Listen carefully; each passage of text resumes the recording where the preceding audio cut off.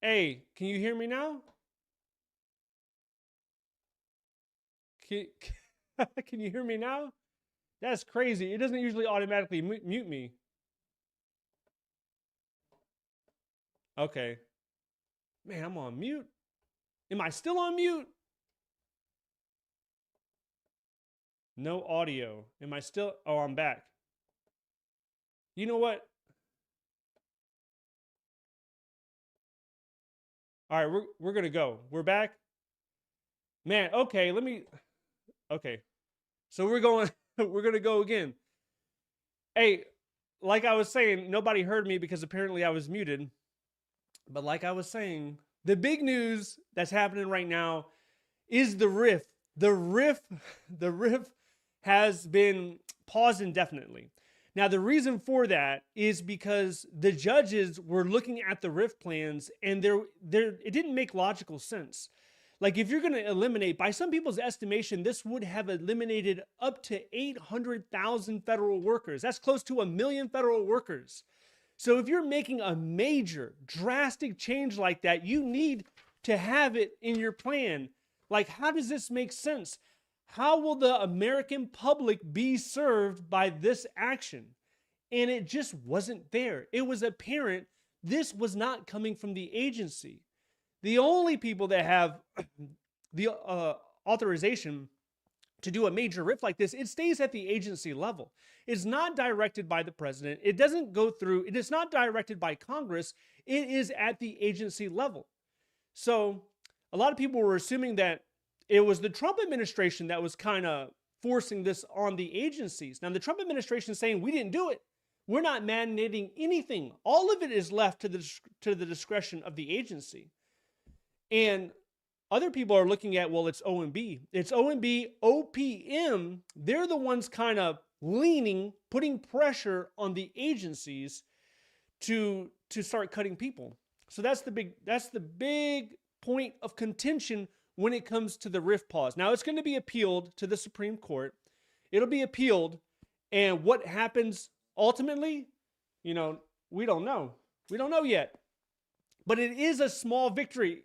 Everyone's not out of the woods yet with this, but it's a small victory for federal workers when it comes to avoiding the rifts. And okay, so in addition to that, we still have the hiring freeze. That thing is still going on till July 15th. It was extended one time. Some people think it'll be extended again. Some people are saying it'll go towards the end of the calendar year, like the IRS is doing right now, like GSA is doing right now. If you go on USA Jobs, the jobs, it's under 6,000 for open to the public. And I had this up earlier, but I'll go ahead and slap it up there again. It is under 6,000. It's 5,700. And for federal employees, it is at a little over 7,000. These numbers were up slightly on Friday. It actually exceeded 6,000 for open to the public. And these jobs are largely in the Department of Defense, Department of Homeland Security, the Bureau of Prisons, FAA, the VA, stuff like that. But we're not going to see that really change much until after July 15th, maybe August, maybe September, depending on what happens. Now, with the big, beautiful bill, a lot of people were having a hard time understanding that the high five language, when it comes to your retirement pension calculation, the high five is gone. It's back to the high three. It had been the high three. That's what it was. So they got rid of that language in the bill. They got rid of the language that everybody has to contribute 4.4% to their FERS. What they kept is the annuity. And that's what a lot of people are concerned about, the annuity. They kept the annuity, meaning that if you retire after July 1st, 2028, you will not be eligible for the annuity unless it's a mandatory retirement. So that's a huge point of concern. Same thing with electing whether you want civil service protections or not. And that's going to reflect whether you have a contribution of 4.4 or 9.4% with your pension. That's going to make a huge difference to a lot of new federal employees. That's only for new federal employees. They have to make a decision their last day of probation. So there's that. There's a $350 appeal fee. That's still happening. Okay, let me get to some of these questions. Or some of these comments rather. Man, I got about about a dozen comments saying I have no sound. I apologize for that. Okay, BW, what is going on with first supplement elimination? It is still in the bill. It's still in the bill. So let's say this is how it impacts people negatively. If you're planning, like, let's say this year they had the Vera, right? So the Vera was appealing to a lot of people because they thought they could take the supplement. If you take the Vera for whatever case after 2028, more than likely you're not going to be able to get the first supplement. The people that will still get this first supplement is mandatory retirement, like law enforcement officials, air traffic controllers, and other professions that fall under that. Okay, Ren Army Vet, good day. I have a question for you. I'm 53 years old, 31 and a half years of credible service. My retirement date is September 30th. You go on, I think you go on to say, I took the Vera option. I can still receive my supplement once I reach MRA 57. So if you are currently, let's say that you retire this year and you start getting the supplement this year, regardless of what happens in 2028, if you are receiving the supplement, you should be able to continue to receive the supplement, regardless, whether the bill gets passed or not. So if you do retire, I believe you said you're retiring September of this year, so you should be able to continue to get your supplement. Good point, Maggie. Right now, the first supplement elimination is still in the bill. The Senate's taking it up next. Exactly. All right, let's see. What else do we have? Chris, do you think the VA will eliminate 100% of what they deem non-essential employees? Half of my departments consider non-essential, and there are some departments where everyone is. Yeah, no, I don't think so. Well, as we just talked about, right, the RIFs are paused currently. And the top leadership in the agencies, they've only been there for, 2 or 3 months. They're still trying to assess and understand what each position does, whether it's essential or not. I don't think most people are going to be eager to make drastic, severe cuts if they understand the repercussions of those cuts to public service. The VA is a huge one when it comes to giving benefits and health service to veterans. So are you going to lose half of the VA? No, the goal before any of this really got into the court's hands, the goal was to cut it by 80,000. So I believe there's like 480,000 at the VA. They wanted to reduce it to 400,000. So I don't see any type of scenario that you can envision where they're going to just chop off over 200,000 of the VA. That doesn't make much sense to me. Even if you use AI, I don't know how you would manage to keep that agency functional by doing that. All right, let's see, what else do we have? Okay, GE coexist. All right, the courts asked HHS employees, including FDA, to return to work June 2nd and be given until May 3rd to comply. Or they will be held in contempt. Do you think they will comply? I do think they will comply. And it's not just HHS, definitely HHS, but when the court gave their ruling, it said that all agencies that were actively in a RIF, they had to take action. They had to take motion towards returning those individuals. And there was a video I shared just a couple of days ago where I showed that the IRS, they're telling their people to come back. Like, you either resign or come back. And before, a lot of these people, they were on administrative leave, because that's been the main tool to get people out of the agency. And that's not the taxpayer-friendly way to do it, right? That's not the most efficient way to do it. Using administrative leave to get people out of the agency, you're still paying them a salary, and you're making an effort on the side to get rid of them. Or you're using it to bypass the 60-day RIF notification or the 30-day RIF notification. So it was a drastic thing that was taken, I think, really for optics. Like, look at what we're doing. Or maybe to even, to incite fear. Not incite fear, but basically, yeah, to create an element of, we don't want you. Go ahead and leave on your own. And a lot of people did. They left on their own. Most people that I've spoken to, I would say a little over a dozen, a lot of them don't want to come back. They have already started their job search, and in many cases, they accepted a job offer with a private sector company. So it's really up to you whether or not, if you're in that situation where they're asking you to come back after they've already, they've told you that they're cutting you, it's your own personal decision, but I wouldn't blame you for saying, no, I'm not coming back. All right, good question. Okay. All right. What else we got here? Hey Armand, Leonardo. Hey Armand, I'm a VSR at VA. Do you think my job is more safer than the start of the year due to the recent judge's decision on the RIFs? Also, the VA mandate for mandatory overtime. Yeah, Leonardo, I do think it is. It's more safe than it was, let's say, a few hours after January 20th, where there was a lot of chaos and there was a lot of uncertainty. So I think the VA, when it comes to government priorities, I think the VA is up there. They're trying to remove everybody that Biden added during President Biden's administration, but largely a lot of those people were added because of the PACT Act. There was a demand for people, there was a demand for services that increased like a lot, man. Not just by like 100,000, by close to 1 million in some cases. There were more disability benefits being filed.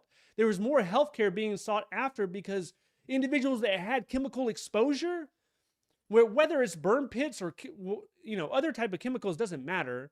But veterans that were not eligible for any type of disability, and they have asthma or they have lung damage or they have some other issues that is directly correlated with the toxic fumes, now they're able to be seen. So yeah, you had to pump up those numbers. They're just trying to get rid of it. I really think in a certain way it's kind of almost symbolic, right? Because President Biden added 80,000. Well, we're in the campaign of undoing everything President Biden has done. And this is one component of that campaign. I mean, that's how I would imagine a lot of people look at it. But no, I think for the reasons that you mentioned, RIF pause, veterans, mandatory overtime, I think you're in pretty good shape. Okay. What is this? Hey, John. Hey, appreciate that. Thank you. Thank you for that. What's really surprising is that I still had like 95 people staying here as I'm talking, and no sound whatsoever is coming out of your computer speaker. So thank you for the guys that stuck with me. I appreciate that. Okay. Oh, we got a $10 super chat. The Standing Bear. I like your name. Some coffee on me. I appreciate that. Thank you so much. The question is there any news on how agencies are approaching the reasonable accommodation request? They seem to be prolonging decisions. Thanks. There is not one agency that I've heard of that has been expediting or processing it, normal amount of time. They're seeing it, in my view, as a way to get around the mandatory return to work. So there's been an uptick on reasonable accommodations because what some people took for granted when it came to the hybrid work schedule, being able to telework at least 2 or 3 times a week, now that's off the table. So they're realizing, hey, I actually have an underlying condition that I didn't think I would have to file reasonable accommodations, but I do need reasonable accommodations. So there's been an increase, and that could be a reason for the delay, the backlog. And also, they could be thinking about it more politically, where people are trying to get around the president's intention of having everybody back at work. So it could be a couple of different things, but I don't believe this is the priority right now. The priority is to figure out the RIF situation and, all the MSPB and all the, the special counsel cases that are coming through. So I think that's where a lot of the HR manpower, so to speak, a lot of the HR focuses in those areas. So it's going to take longer, but I would continue to track it and continue to request updates. Bother people if you have to. But thank you for that. Yeah, hey, Viola, do you think unions will remain because they are crucial? No one wants to work at here. Doesn't Congress need to be involved? The union case is still ongoing. They're trying to remove union protections from a third of the workforce. And they're trying to cite that it's a national security concern. So there's certain agencies like NSA, CIA, FBI, they don't have unions because unions would create an additional layer of trying to get something completed. And for that reason, they don't have unions. Excuse me real quick.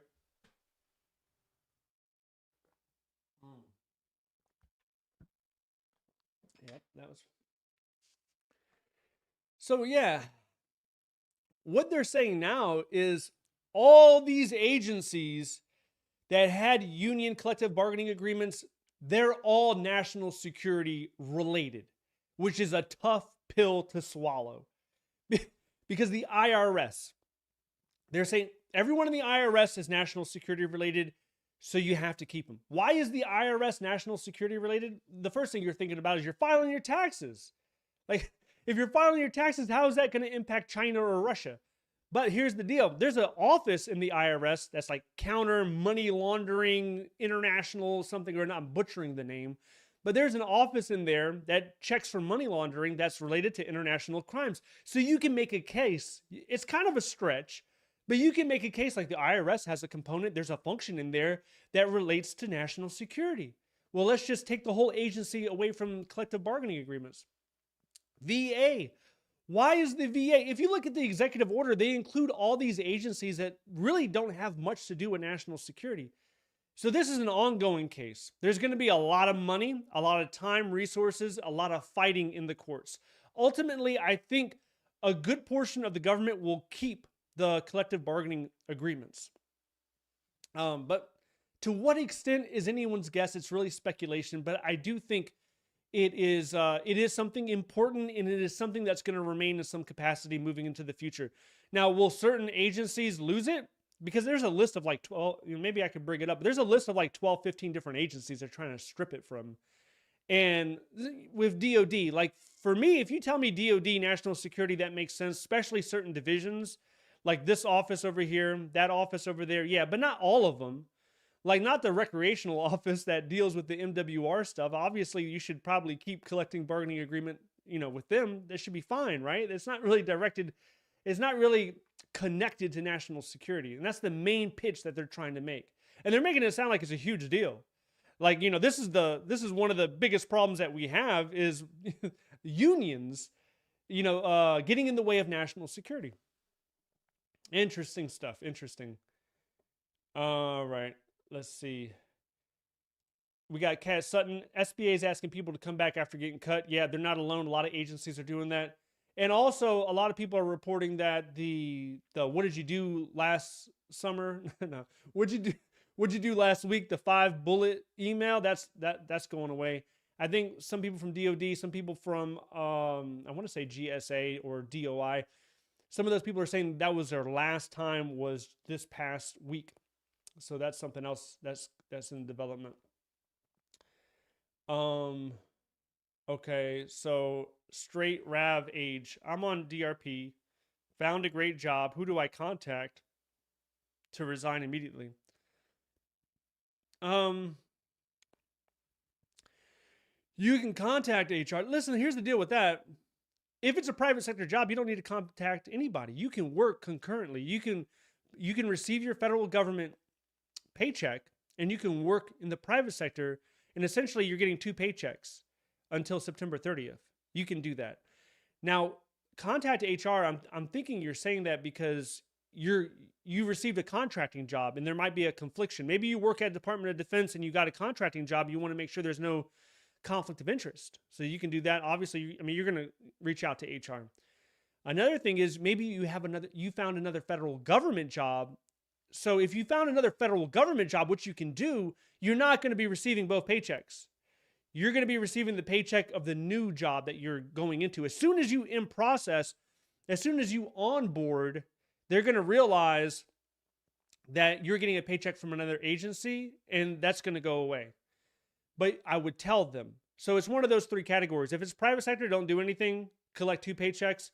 If it is a contracting company, talk to HR about conflict of interest. And if it is another federal agency, then talk to the person onboarding you. You're going to lose one of your paychecks.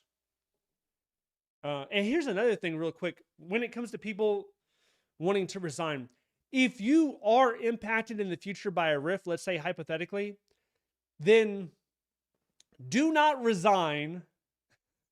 Do not resign until the RIF notice, the day of the RIF, right? So you're given a 60-day notice. What is it? It's May 25th. So let's say, hypothetically, just play along with me.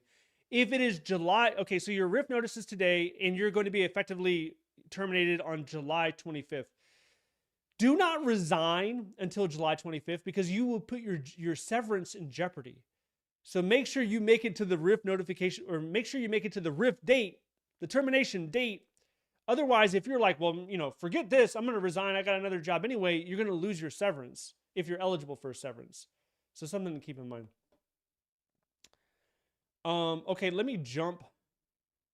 I'm going to, oh wait, I got another $10 super chat. Zero Sum, appreciate it. Thank you so much for that. Zero Sum asks, do you think all of the changes made will be reversed when the next administration comes in? It depends on who the next president is. But all of the drastic, chaotic, dramatic changes that were made in the last 110 days, they were all done by executive action and executive order. Any president can sign an executive order and executive action to reverse it. It is what President Trump did when he took office. He got rid of all of President Biden's executive actions. He wrote executive orders and executive actions to go contrary to everything that Biden was trying to do for the most part. So it is very feasible that if there's a Democratic president, that the same could be true. What if there's a Republican president? I know a lot of GOP Republicans are hoping J.D. Vance is able to carry on the torch, so to speak. If there's another Republican president, it will largely depend on where their ideology is at. Because simply because you're a Republican doesn't necessarily mean that you're for smaller government. And the same could be said with Democrats. Look at Bill Clinton. Bill Clinton reduced the workforce by quite a bit. Look at President Obama. There were almost no pay raises while he was the president. And he was very strong on immigration, which you wouldn't think from a Democratic, not in today's politics, you wouldn't think that that would be the case. So it largely depends on where they fall in their spectrum of political ideology. How do they feel? Now, there's a lot of pressure. There's really no other word to describe it besides chaos. There's a lot of chaos in the federal workforce right now. So it's almost like the federal workforce is on fire. And it's not for everybody, because some people contact me and they're like, hey, nothing has changed in my job. I'm loving it. Everything is, great. I don't know why you're so upset, or why are you panicking? And it's because that's how it is for you, and great for you and your job stability, and you have the perfect setup. But there are tens of thousands, if not hundreds of thousands of people that are directly impacted, and they're concerned about their livelihood, about where they're going to move, what school is their kid going to go to. There's some really real concerns that are happening at a large magnitude. It's not a very small amount. Anyway, I digress from that. But saying that, what is happening? What's the current climate of the federal workforce right now? Another president comes in, they assess it. And I think there's a large chance that it gets reversed, definitely by a Democratic president, and even reversed to a certain degree by somebody, let's say a center-right Republican president, another one that, another Republican, for whatever reason. If that person gets voted in, I still think that you would see a reverse, because what I see here is I see unorthodox. It's an unorthodox, Reagan didn't do this. Nixon didn't do this. This is very unorthodox, the way that it's being carried out. So I think the next president is not going to want to carry this as part of their legacy. I don't see it. Maybe I'm wrong. Thanks for the super chat, though. Hey, is my volume off? Somebody's saying my volume's off.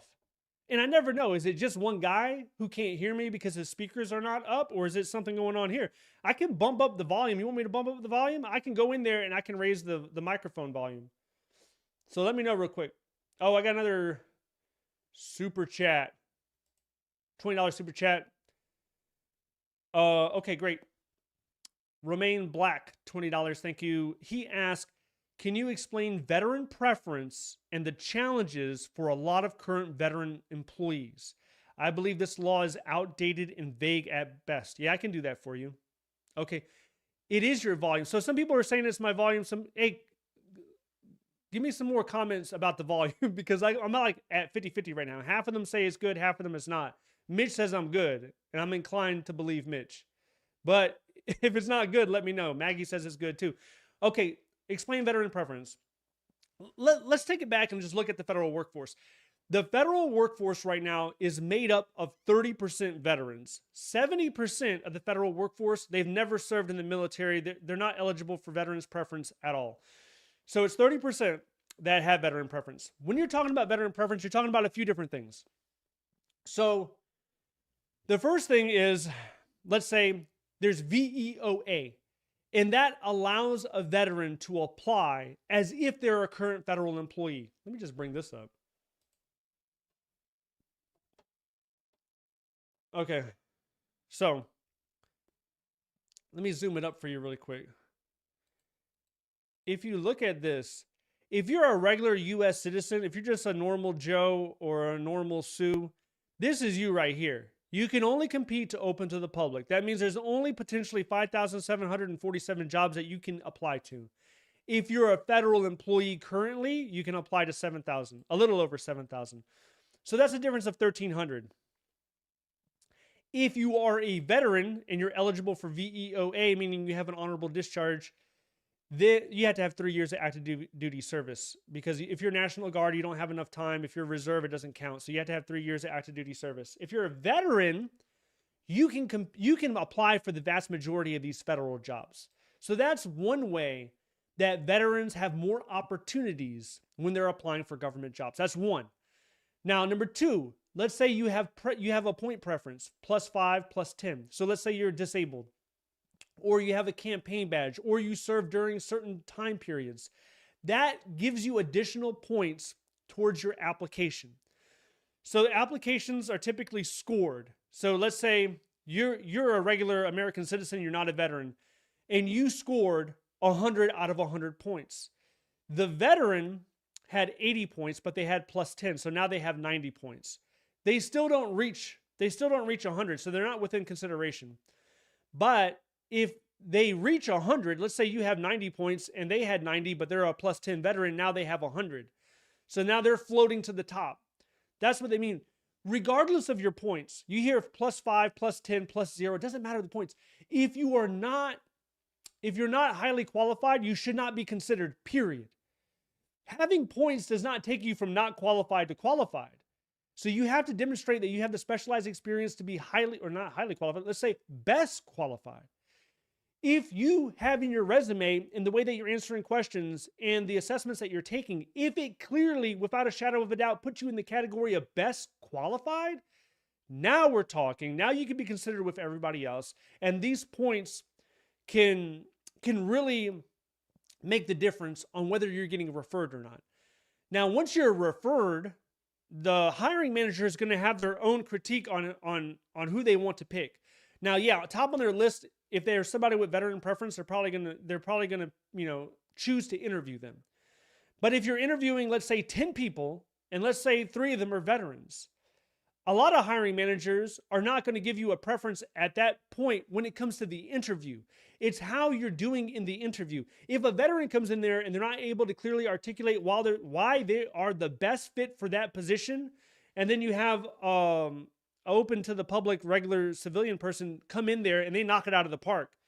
They're very confident. They're able to give clear success stories. They're able to prove beyond a doubt that they're highly capable and competent. Then that individual is going to get hired. I've seen people beat out veterans in the interview process because the veteran wasn't prepared, or they're just not really good at talking about themselves.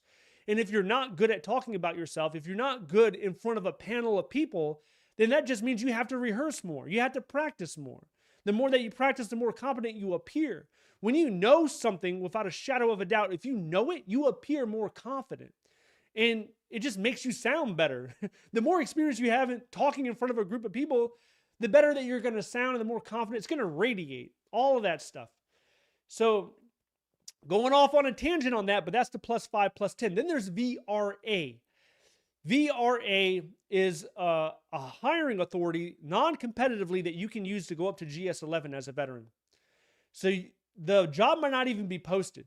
And when you come into the government, you're under the accepted service. You're not under the competitive service. You're under the accepted service, at least for the first 24 months, just like Schedule A.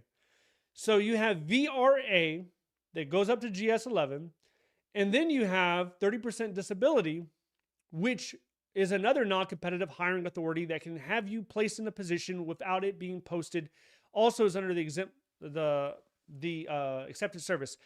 Now, with the veterans, they also have coordinators. There's veteran coordinators inside agencies that can help expedite the process in certain situations depending on what you're eligible for. There's a lot of rules when it comes to veterans. Now, it seems like this comment is saying that the law is outdated and vague.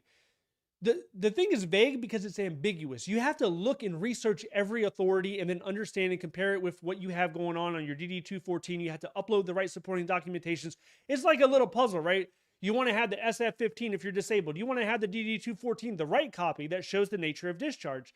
Then you want to make sure that you're eligible. Then you have to do the job filters. Then you're trying to see who is the coordinator so I can contact them to see if there's any positions available for me.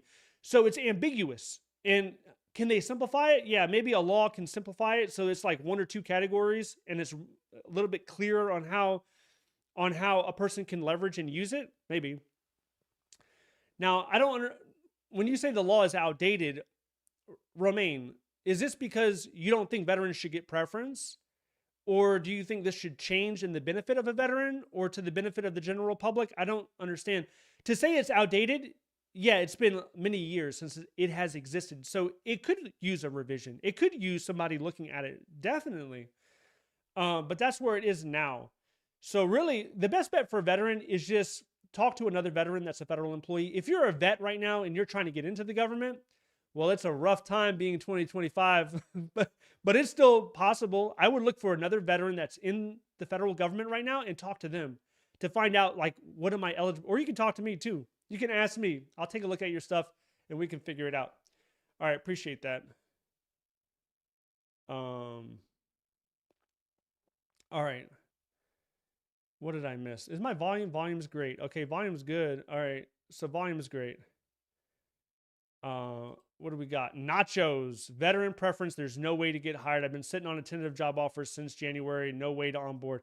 It's like that a lot of places because of what's going on right now. That whole explanation of veteran preference I just gave, that is under ideal circumstances. Right now, there's a very tense and very slow moving hiring process for most agencies. Even when someone has an exemption, like, hey, we need to hire a police officer at the VA because we need security and somebody just quit. Let's put this position, let's put the job announcement open. They still have to get exemption authority many times. So it has to go through another layer, another bureaucratic layer before they can even post the thing. You know, so even for jobs under public safety, immigration, and national security, it's still being more difficult to actually onboard those individuals. Oh, wait a minute. Wait just a minute. We got another super chat. Richard, I'm going to get to you, Richard. It's not letting me pull up your comment. There we go. Richard, $50. Richard Jackson. I appreciate you, Richard. Thank you so much. Okay. So here we go. Richard says, U.S. Court of Appeals for the Federal Circuit case 2025-1614, USCIS removed my SF-15 and VA disability letters from all of my 10 internally submitted job applications?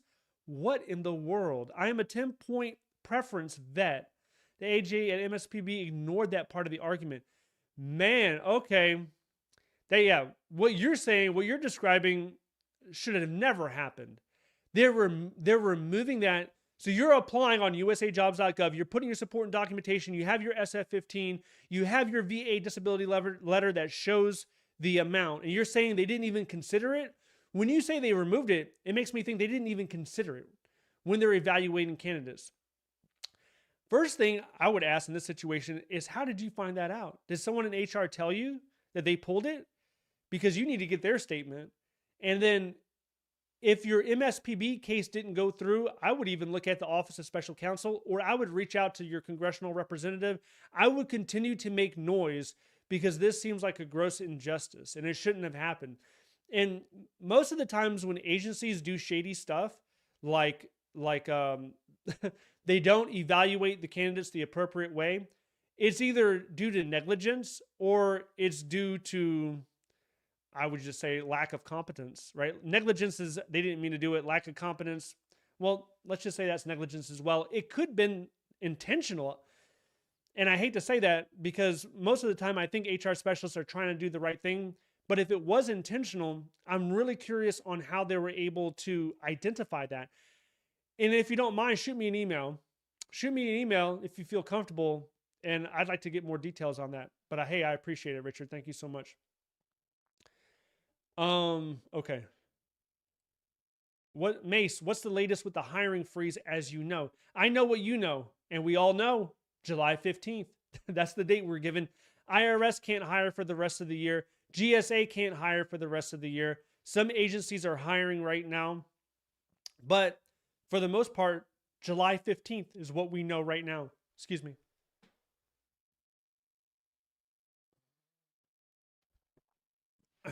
Yeah, there's a lot of speculation going on with that, with the hiring freeze. But what we should always keep in mind, I think, when we're talking about hiring freezes, no matter where they happen, is attrition. Attrition is the silent killer. And that's people that leave naturally, people that just their life takes them in a different direction. Maybe they want to start a business. Maybe they want to jump into the private sector. Maybe, whatever the case is, they were always intending on leaving. Some people pass away. There's people I know at the VA, they're there one day and then the weekend comes and then they died. Natural causes. They were just really old and they just passed away due to some sort of health complication. People are naturally churning out of the government. Over 10,000. I can't recall the number exactly. We could do the numbers really quick, right? So there's a 6% attrition rate generally throughout the entire federal government. So if we have 2 million people, that means, what is it? Like 100,000 people. Roughly 100,000 people leave anyway. Those people are leaving agencies, and some of those people are in crucial positions. You can't just tell a person, stop, don't leave us. You can't leave us. This isn't the military. They're not legally obligated to stay with you. Even if you pay them a bonus, they just have to repay the bonus. So people are leaving out of crucial positions. Every month that goes by and there's a broad hiring freeze, the agencies, whether they want to admit it or not, they're hurting. They are hurting. Now, the leadership, they're conflicted because there's one half of their brain is they want to remain loyal to the administration's agenda. The other half of their brain is they are seeing their agency on fire, and they know that there's a lot of pain points, and they know that this is going to snowball and impact them in a negative way unless they take some sort of action. So they want to hire. The vast majority of them is, in my opinion, that they do want to hire. They're just put in a very complex situation, and they can't do it right now. So I don't think it would be. I wouldn't be completely surprised if it extends to the end of the calendar year, but my gut is telling me right now that they're not going to extend it. Just my opinion. Just speculating. I don't know. Okay. Okay. Let me go ahead and get to some of these questions that were previously submitted. So we have one from Parlor says, my coworkers and I are trying to prepare in case the hiring freeze actually ends in July. We don't know what job opportunities will be announced. Should we take any promotion we can, or wait for a more ideal position? So you can look at a promotion. Here's the deal with promotions, right? If you're a federal employee right now, you're thinking about, I'm a GS11, I'm trying to be a GS12, or I'm just trying to get promoted, right? If you're worried about probation, not everybody is. And I'm less worried about probation right now than I was. I'm less worried about probation when it comes to somebody who's already earned tenure. So if you've been in the federal government for 3 years under the competitive service, you have tenure. And if you have that, then I wouldn't be as worried about probation because I think you should be safe. If you don't want, that takes me back to the other point. If you are worried about probation, you don't want to get on probation. What usually triggers probation, again, if you're a federal employee that's been in over 3 years, is if you either move out of your agency, 1, or you move to a completely different job series, 2, or you move into a supervisory position, 3. If one of those 3 things happen, usually you will end up back on probation. But President Trump's executive order recently clarified that if you are on probation due to accepting a new position or a supervisory role, you still have your protections and you cannot be fired as easily as the people that just showed up, if that makes sense to you. If not, then ask it a different way and I'll clarify. So if you don't want to worry about probation, then look at those 3 things. And generally I'm going to encourage you. Like, why shouldn't you get promoted? If you've done the time, if it's not challenging anymore, if there's better opportunities, aggressively apply and get promoted, get more money, increase your benefits, increase your FERS, pension, all that stuff. Like, do it. Do it. Don't be afraid of doing it. Okay. All right. We got another super chat. Gotta stop it. Gotta give some credit to Miss Will I Ams, $20. Miss Will I Ams, I appreciate it. Thank you so much for the super chat. She says, hiring will continue to be an issue as many organizations have found themselves with an insolvent budget, and the new fiscal year budget will be drastically reduced. Yeah, the budget will be reduced for most of the government. What looks like to be the case is DOD is seeing an increase. DHS is seeing an increase in their budget. And I think it's important to understand that where the congressional money goes, that's where the jobs go. So what's the priority this year? The priority this year is DHS. Immigration is the priority this year. So you're seeing more money go over there. So with the more money going over there, that's going to create more jobs for Border Patrol, for USICS, immigration. All of those folks are going to see more job creation because money is going over there. More money is going to the Department of Defense. That will probably mean more jobs, but they're going to use it in different ways as well when it comes to research and development, when it comes to contracts, when it comes to all the equipment that they develop and buy over there. But that's this year. Next year, we have, the congressional elections next year. We're going to have new people in the House of Representatives. What is that going to mean? What's the new priority coming in 2026 when it comes to the federal workforce? Could be, it'll probably always be cybersecurity for the foreseeable future, artificial intelligence for the foreseeable future. What happens with the veterans this year? Is there any, calamity or there's any scandal going on at the VA? Because if there is, you could see more money being put towards the VA. It's something that you're going to have to look at. But yeah, there will be budget issues for the tax cuts, right? The tax cuts. But good point. Good point, Miss Will I Ams. We got another super chat. Lucky Penny, $10. Thank you so much, Lucky. Thank you for helping us with these chats. Definitely, no problem. That's why I'm here. All right, let's get back to the previously submitted questions. Wendell asks, I used to work for the education department, which temporarily shuttered by Trump's illegal executive action. My question is, will the next Democratic administration revive the agency once he leaves? So first, he dismantled it. That's a way you can, definitely a way to describe what he did over there. But the agency isn't destroyed. The agency remains. He does not have the authority to get rid of the agency. How do you get rid of a federal agency in the government is you have to go through Congress. So really what you need, if you read on this topic, it says that you need a simple majority in the House. You need a simple majority in the Senate. And then the president has to approve. So they have simple majorities in both the House and the Senate. So why are they not destroying the education department? And I think the reason is there's some Republicans that are probably not going to vote for it. And they don't want an embarrassment on their hands. So they're not even putting it forth to vote. Whether a Democratic president, when they come in, are they going to put more resources into the education department? Yeah, probably. If that's part of their agenda, if that's part of their core belief, if that's part of their ideology. And right now it seems like most Democratic presidential candidates would lean that way. Yeah. But I don't think the agency is going to be eliminated. In fact, the layoffs there, the rifts that were taking place, like in all the other agencies, they've been told to pause them. They can't continue with them.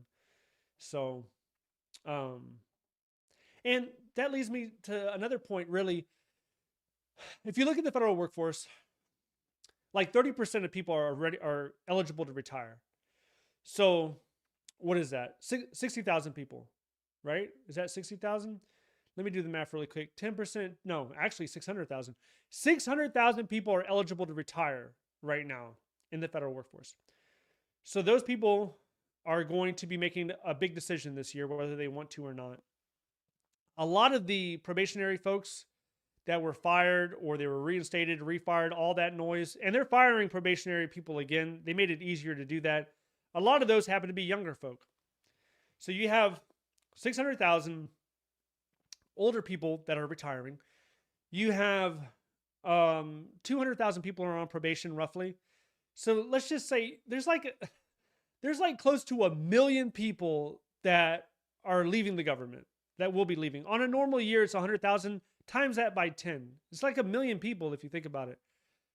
There's going to be a huge gap, and it might not present the best opportunity this year, but in 2026 or even 2027, in the future, in the near future, I would say, if you consider 2026, 2027 to be near future, there's going to be a massive opportunity for people to get into federal jobs. And it's hard to believe that now because you see what's being said in the White House. You're seeing what's being said in the news articles. So it's really difficult. It's really difficult to believe that that's going to be the case. But there's going to be a huge opportunity at a certain point in the near future for people to come in because they're just going to be losing so many people.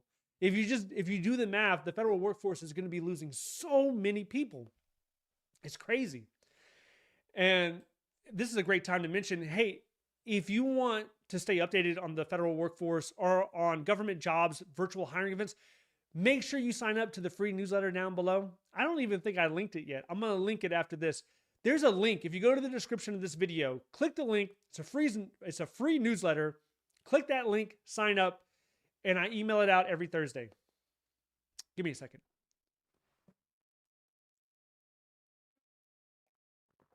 Man, sometimes I get to talking and my nose just starts itching. I don't know where that comes from, but it seems like the faster I talk, the more my nose itches, and I just gotta slow it down. Gotta slow it down for a minute. Let me pull that down. Thank you, Lucky, again. What else do we? I think I missed a few. Look at this. Mike V. Dog. 5 people in my team of 10 are retiring this year. That speaks to what I was just talking about. There's a lot of people. A lot of retirement eligible. Okay, Camera Commando. If they reduce retirement benefits, you can never getting it back, no matter who's in charge. Does CRS come back? Nope, we are cooked. There's a lot of truth in what you just said, because yeah, CSRS didn't come back.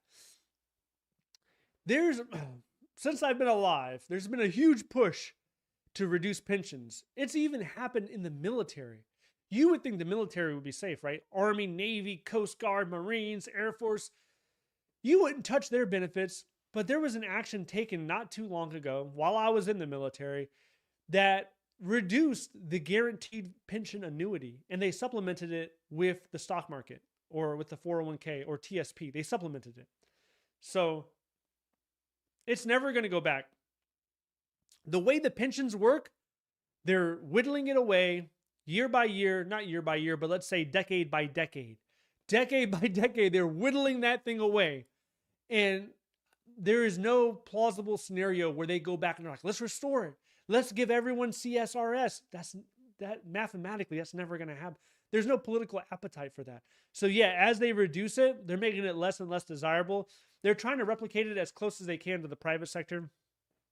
And it doesn't seem like we have fought.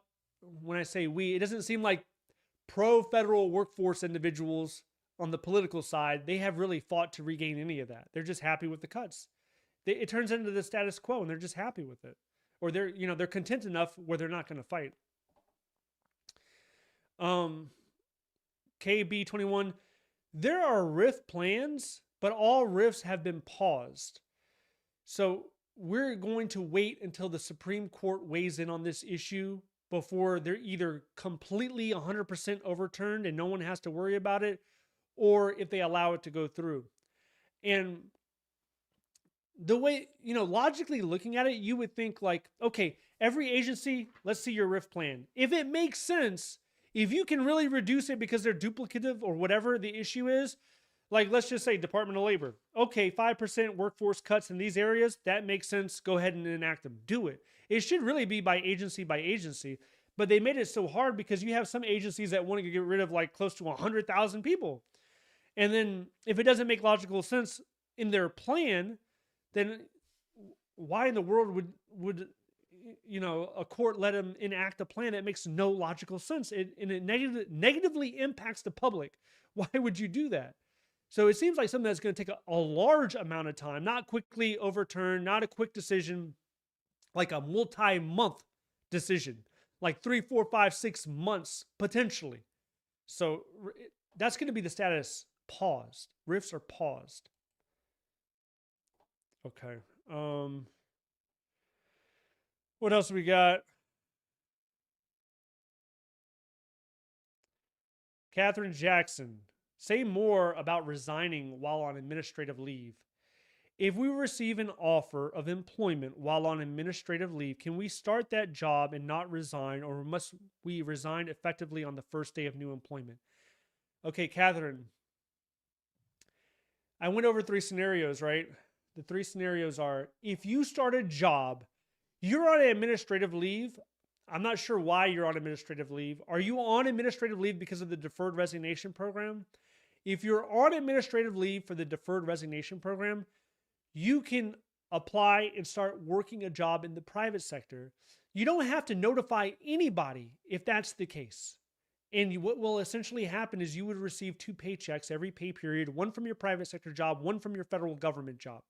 That's one scenario. Another scenario is, are you working as a defense contractor and your past agency was the Department of Defense or Department of Homeland Security? If there's a conflict of interest between you and the defense contractor, you need to inform HR and receive guidance from them.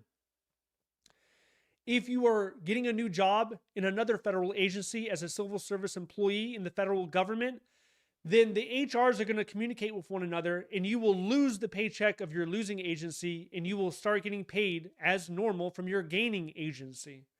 So those are the 3 scenarios of you being on administrative job, of you being on administrative leave and accepting a job. So it should fall into one of those. If not, let me know.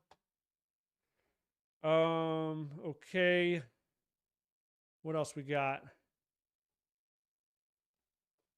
Oh, we got a $2 thank you from Craig. Thank you, Craig. $2. I think that's a super sticker, right? Super chat. We have Chavez. We have 1 person left, and they're planning to retire. So it's another office being gutted out, looks like. Rin Army Vet, I think I answered your question in the very beginning. You're 53 years old, over 30 years of service. You took the DRP, VERA, retirement date. You're retiring this September. And then you say, will I still receive the supplement once I reach MRA? If you retire this year, you will receive your supplement. If you retire next year, the same thing. You only have to be concerned if you're effectively retiring after January 1st, 2028.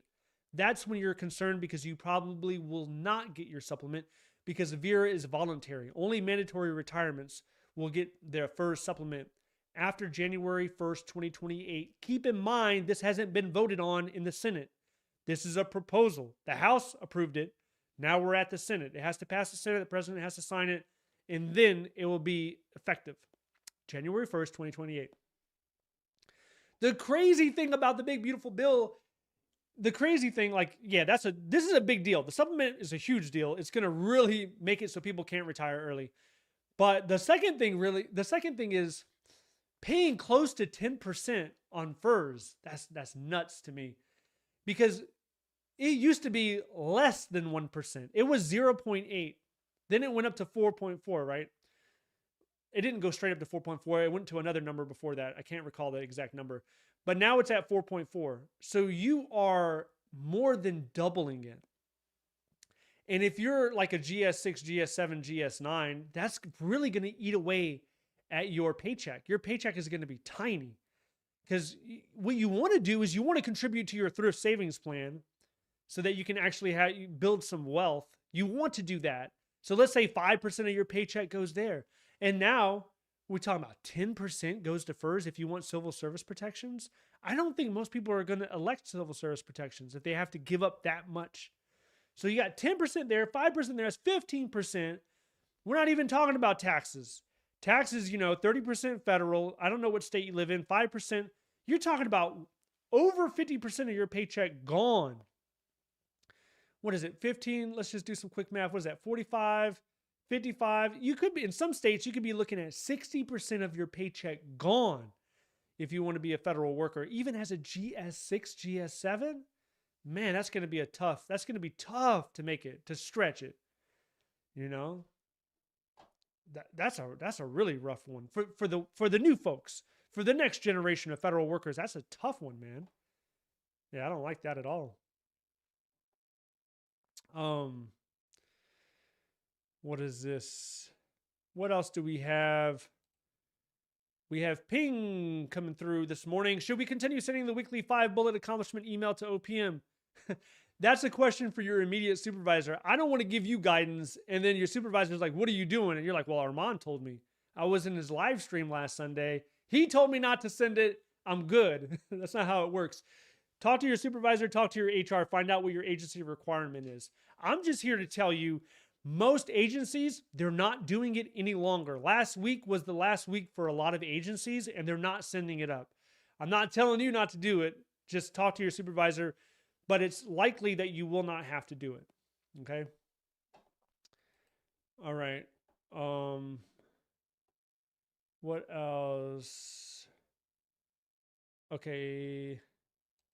Oh, we got another $20 super chat? How did I miss that? Stephen Walsh, thank you so much. Thank you, Armand. You are compulsory during my federal career. I'm glad I was able to help you out, Stephen. Thank you for that. I appreciate it. Appreciate it a lot. Hope you're having a good weekend. What else? Well, yeah. Okay, Maggie. Yeah, I only paid 0.08% during mine. So yeah, it looks like, Maggie, you're going to keep paying that amount. They're not going to raise it for people that had a previous contribution rate. They're going to keep it the same. That part got pulled out of the bill. So that's good news for a lot of people. If you were in the federal government before 2013, then you're going to be paying whatever amount that you're used to be paying. Let's see. Oh, here we go. Louis said VA still doing it. I think you're talking about the 5-bullet. VA still doing it. And okay. All right, let's see. Let's go to some of the questions so I don't leave anybody out. What do we have? Questions. We got Jay Witz. Jay Witz says, I'm MRA plus 10. I only have 14 years in. If I get riffed and forced to retire early to keep insurance, how will that affect being reinstated? And back pay if RIF is found to be illegal? Okay, so if the RIF, right now it's paused, as we know. If it's enacted, and if it's overturned and found illegal, you may have reinstatement rights. So if you're retired, you would have to rescind your retirement in order to get reinstated. And it's still agency discretion in some situations whether you get reinstated or not. So these type of cases will probably be handled through OPM or your agency case by case. But if you're reinstated after an illegal RIF, you would be entitled to back pay. So you should get back pay for the entire period you were out of work, and you should have your benefits restored. Restoration of leave and benefits. So hopefully it doesn't come to that, but yeah. Next question is from Chris Chin. What are your thoughts about promoting to a higher GS grade within the government after RIF and things settle down? I'm a VA employee, GS 11 step 4, looking to promote to 12 to 13. Yeah, I think there's always hope if you're looking for a promotion. We talked about what triggers a probation if you're concerned about that. Usually it is a different agency, a different job series, or a supervisory position. But I would say if you already have 3 years in the competitive service, I wouldn't worry about that. I wouldn't be afraid of probation is what I'm saying. Now, oftentimes, when you're looking for promotion opportunities, let's say things settle down, right? A lot of people get fixated on their job series. They'll be like, I'm a 0560. I'm a budget analyst. That's all I ever know. That's all I can do. I'm in a box. Put me in a box. I can only do this. And they get tunnel vision. They don't look at anything else. Like a 0560 is a budget analyst. You can still do 0301. You can do 0343. And if you have some instruction experience, you could do some 1701 potentially, something in the 1700 series. You could do different job series. Now, that might trigger a probationary period, but who cares? Because if you have tenure, you should be good. You should be fine. So that's one way you can expand your focus if you're looking to get out of GS11, or if you're trying to get out of your current GS grade, you can look at that. You could jump to a different series. And I think that's probably one of the most overlooked ways of doing it, because people are just so focused on what they've done and they're not too concerned. They don't look at what they could do, only what they have done. Next question is, there I said that. What happens after I'm riffed? Is my agency requiring me to rehire? Is my agency required to rehire me later if they have more job openings? For how long can I start another job in the private sector during the notice period and still get my severance? Yeah, we talked about this a little bit more. So the RIF notice is usually 60 days. There's some exceptions where it can be 30 days. During that time period, do not resign. Do not resign. Because if you resign, then it's taken as a resignation and you won't get your severance. You will not get your severance unless you let them RIF you. So if you're giving notice, let them RIF you so you can get your severance. So do not resign. Now, when it comes to them making it a priority to hire you, there's something called the priority reemployment list. The priority reemployment list is a list that they're supposed to maintain for 12 months. And they're supposed to give you preference on any internal positions within the agency that's similar to the job that you were RIFed on. Now, some agencies haven't been doing this. I just made a video on this. What was it? Who didn't do this? Oh, OPM didn't do this. So if you check out the video I did about OPM a couple of days ago. So OPM, they fired, they RIFed people, right? So the one guy was getting RIFed. He was the leader of the team. His whole team got RIFed. And they were working on a retirement function for OPM. He knew that his job was not going away. OPM had the desire to continue to do the efforts. They were still going to do the job. Even though they fired the whole team, what they did is they took that responsibility and they moved it to another office. And when they did that, they didn't offer him an opportunity to apply for that position with preference. So that was the illegal thing that they did. That's why there's an appeal right now. There's an appeal to the MSPB due to that action. So if they take your job and they don't get rid of it completely, they just reassign it to a different area, that's a no-no. That's a no-no. You can't do that. So yeah, to answer your question,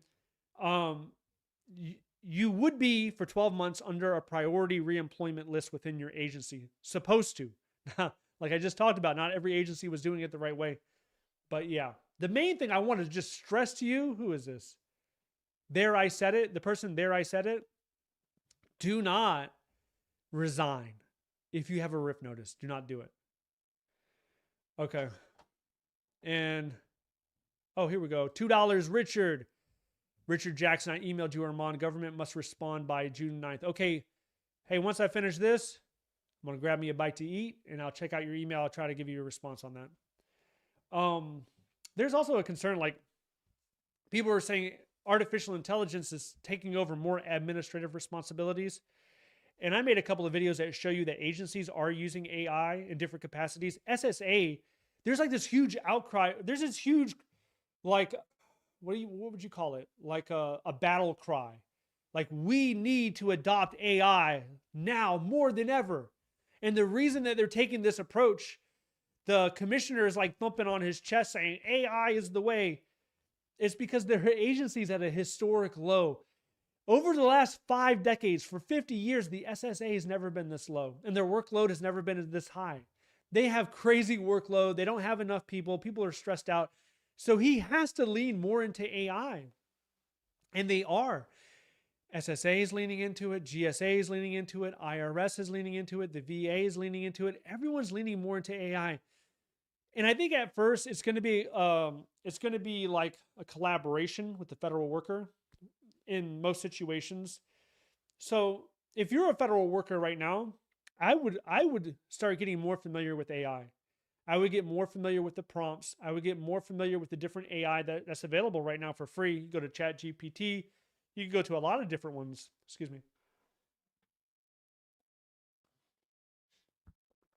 And if you're afraid of AI, you don't touch AI, then you could be seen as falling behind.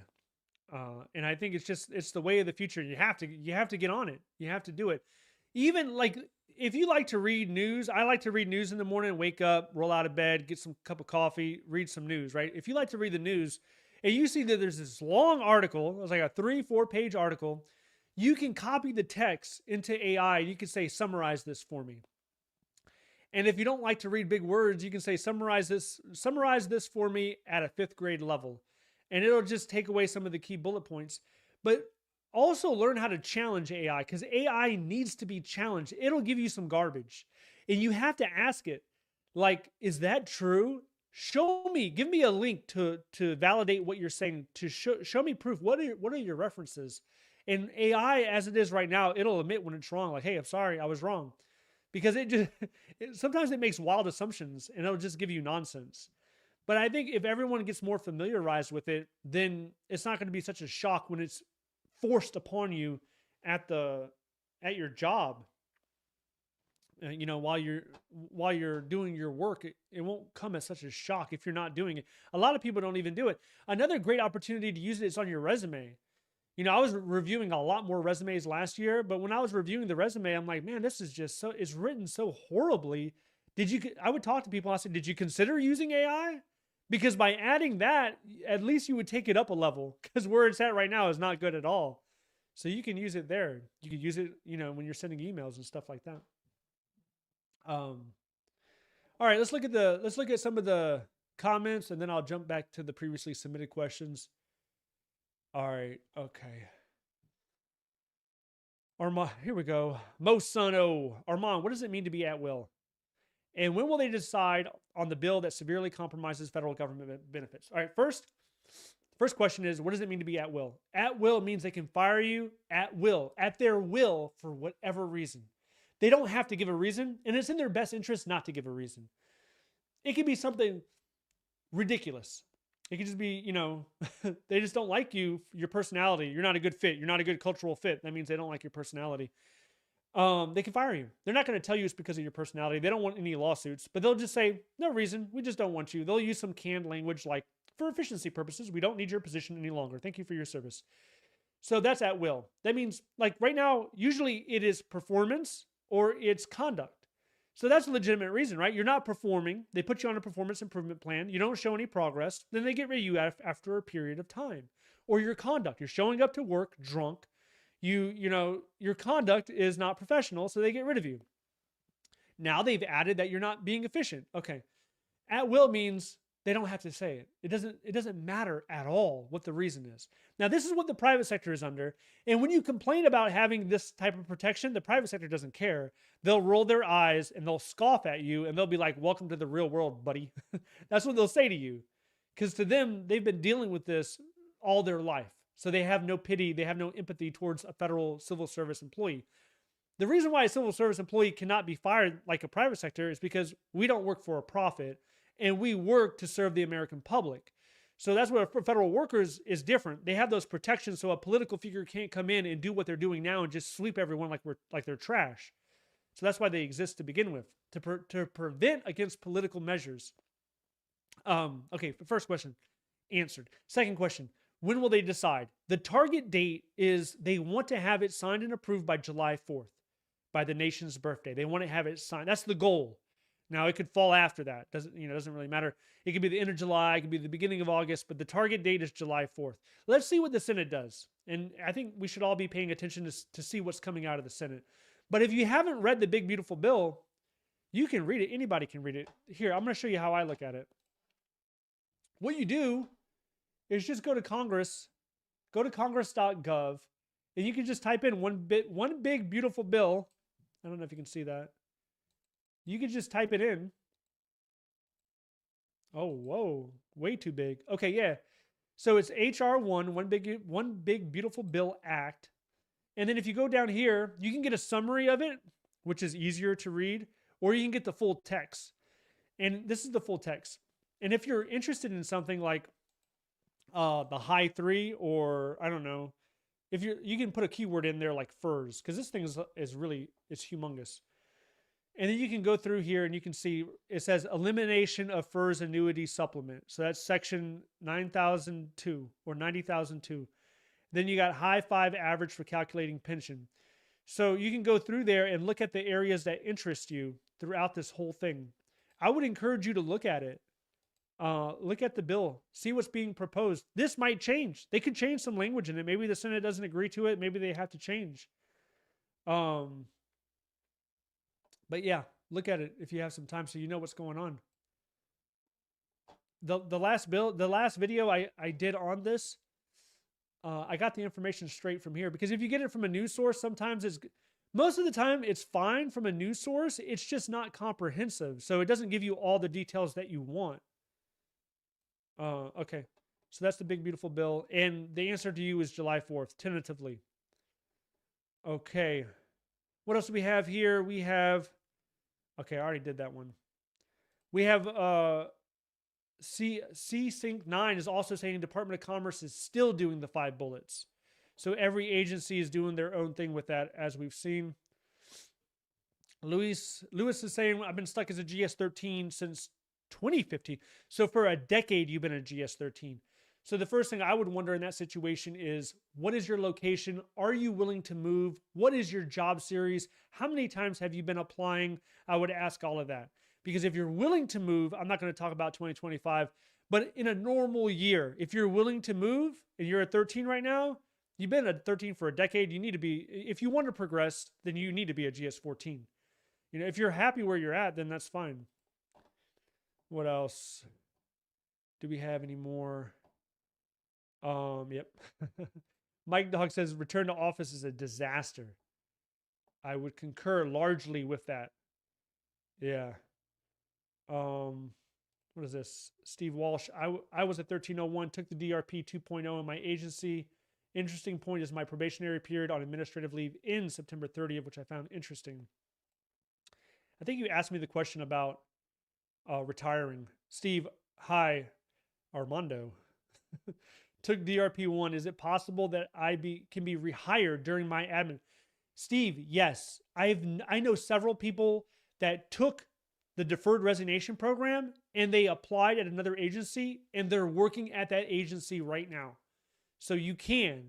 It is possible if you want to do that. Most people, I don't think most people do that though. Most people that take the deferred resignation program, they either look for contracting work, they look for a private sector job, or they look for a state or county government job. But there are some people that are just more comfortable in the federal government, and that's fine too. Okay, Mohammed. Good morning, Armand. Do you think HUD will reinstate all probationary employees who have been terminated on May 15th? Any court ruling update? Do you think RIF PI California rule applied? So HUD took a very different approach. They where other people were bringing their people in, like the individuals they placed on administrative leave, they were bringing them back into the office, like the IRS and other agencies. HUD was actually finalizing their termination. So if you look at the ruling from the judge on Friday, it says that agencies must reverse the RIF. Any RIF notices that have been sent out have to be reversed. But it also says in there, and I'm going to have to clarify after this is over, but what I read in there initially was the agencies did not have to do it like effective immediately. They can wait until this whole legal proceeding plays out. So although the judge's intent is to reverse it, she is not going to enforce that reversal until the legal proceedings play out. That's how I understood it when I read it on Friday. But I'll look at it again. And if that's the case, then HUD doesn't necessarily have to do it until the legal proceedings, which could be multiple months. Yeah, Nachos, I know your situation because I've seen a lot of your comments on the videos. Yeah, my understanding of your situation is you're grossly underpaid because for some reason they slotted you at a low GS grade, despite the fact that you're a software engineer. So you're 2210. And I think also they switched programming languages on you. So you were thinking about jumping ship because of that. But I think, I don't know where you're at, Notch. I don't know what state are you in or what city are you in, because that seems really low. For a 2210 software engineering, it seems like it's a location problem. And that's why it's hard for you to get out of that GS11. And the going rate for software engineering, I think, largely is going to be location dependent. You're going to get way more in California than you would in Iowa, unless it's a remote position. Viola, any update on potential telework? Agencies are doing telework out of necessity because they don't have space. So there are some agencies that simply don't have the space right now, so they are allowing their employees to telework. FDA under HHS, they're allowing some people to do telework because those people would quit. There's food scientists that would quit, so they had to reinstate telework in that situation. Excuse me. I'm almost out of coffee.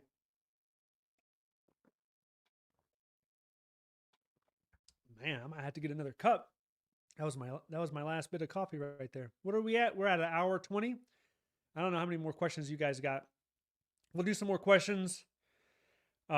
See how this goes. But yeah, hey, when agencies lose crucial people, I think they will follow the FDA's footsteps.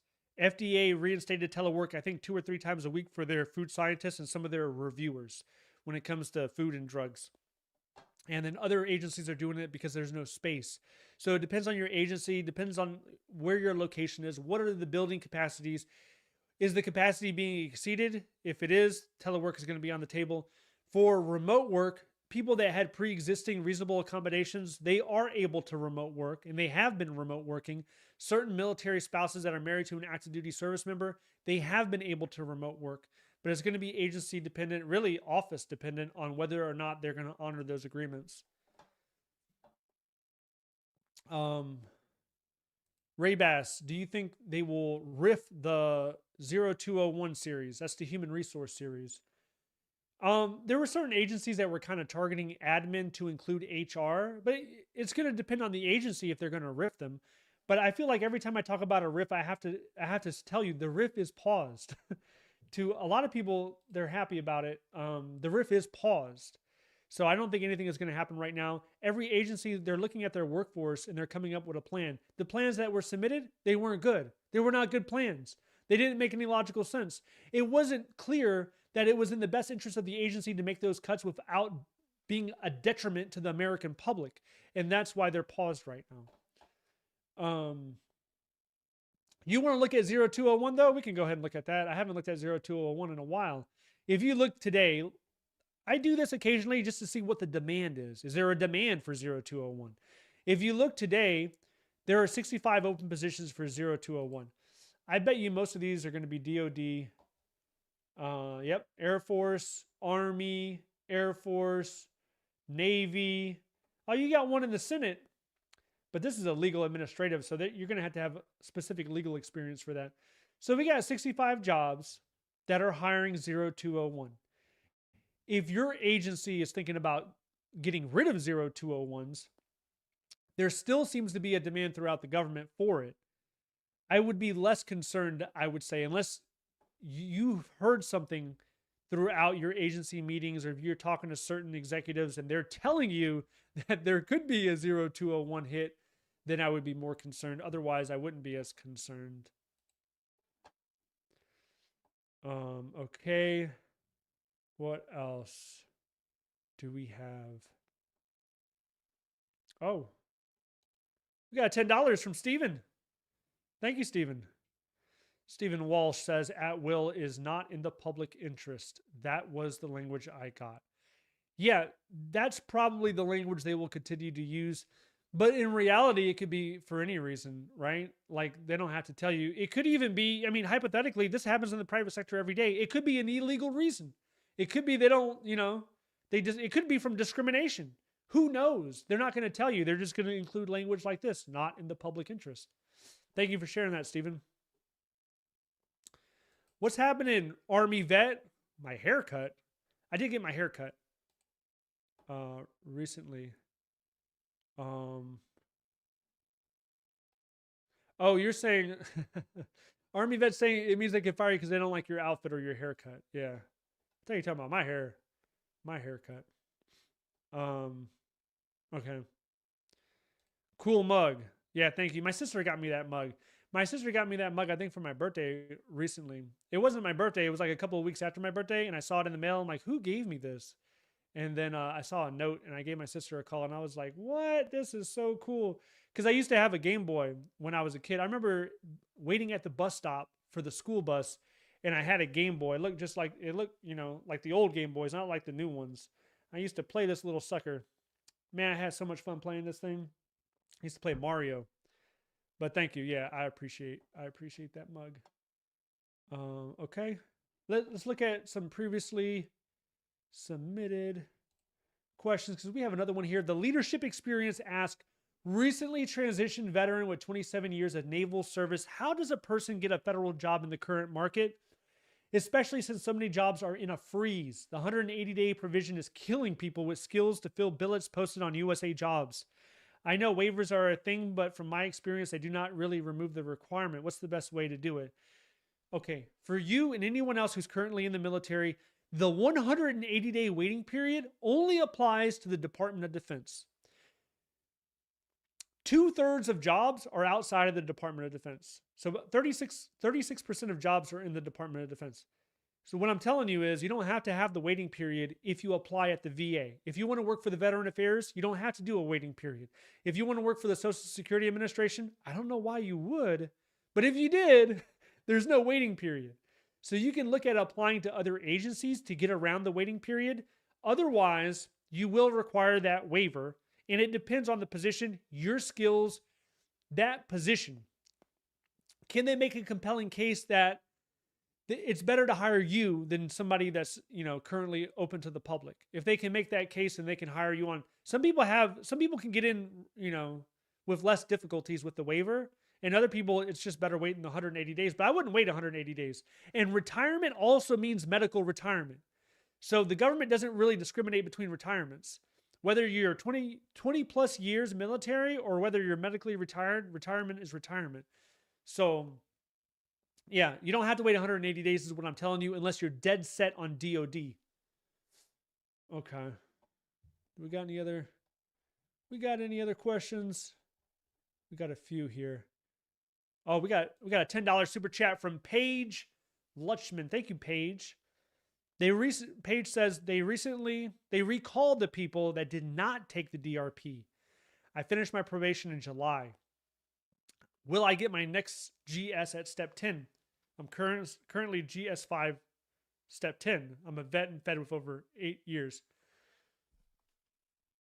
Okay, so let me speak on that first part real quick. I talked to someone at the IRS the other day. This person at the IRS, I could bring up the email, but they want to remain anonymous. This person at the IRS, they accepted the DRP, but the agency never confirmed it. So it goes through DocuSign in a lot of agencies. The agency never confirmed it. So according to the agency, she never took the DRP. And because of that, she was told to come back to work. Now, she's not going to come back to work, but if she wanted to, her job would be there for her. She could come back to work. And this recall of workers, it doesn't include the DRP. So we're seeing through a lot of agencies right now that they're recalling people that were placed on administrative leave, not related to the deferred resignation program. Those are the people that are being recalled right now. In your situation, you finish your probation in July. So you only have, you got 5 weeks left. You got about 5 or 6 weeks left. You're going to be off probation. That's great. Will I get my next GS at step 10? No. 99% time, that's not how it works. It doesn't work. Like some people envision that the GS system works like this.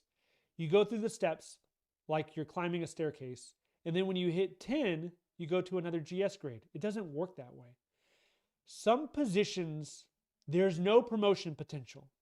You will still get your step increases, but there's no promotion potential. Meaning that if your position right now is GS5 with no promotion potential, then you'll never get GS6. You'll never be anything other than a GS5 unless you apply for your promotion. So, the first question I would ask in your situation is I would say, ask HR, look at your job announcement if you still have it saved. If you have it saved in your email, what I used to do is the job that I was interviewing for, I would save that job announcement. If you don't have it saved, that's fine. Ask HR. Find out if there's a promotion potential for that position. Or you can ask your supervisor too, but I would probably ask HR, depending on what your relationship is with your supervisor. And then, if there is no promotion potential, you will know there is no promotion coming for you.